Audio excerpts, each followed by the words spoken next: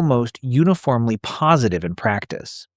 It makes the accumulation visible, which matters more than most people expect, because invisible progress is easy to give up on, and visible progress is much harder to abandon. The checking account tells you whether you can afford the next purchase. The net worth tells you whether you're building something. That's the more useful question.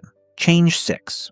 The 24-hour rule on anything over $100. This is the spending version of automatic savings, a single rule applied consistently that removes the specific class of purchase most destructive to long-term accumulation.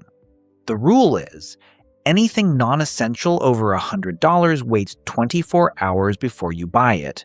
Not forever. Not a committee review.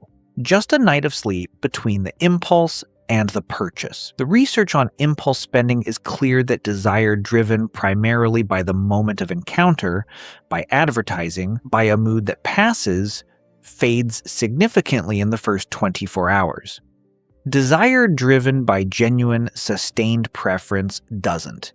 The rule costs you nothing on the purchases you actually wanted and stops a significant proportion of the ones you'd have regretted. Change 7. Reinvest everything automatically.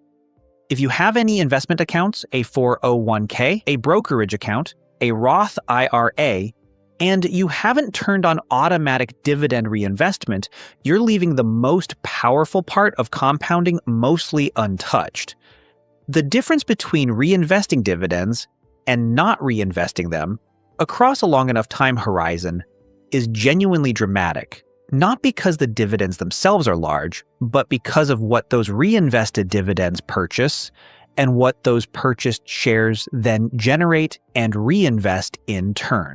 A portfolio of $100,000 over 30 years at 10% annual growth reaches roughly $1.74 million without dividend reinvestment, and considerably more with it, because the reinvested dividends purchase shares that also appreciate and also pay dividends. The setting takes 3 minutes in almost any investment platform and requires no further action from you. Change 8. Round up your savings rate to the next whole number. Here's a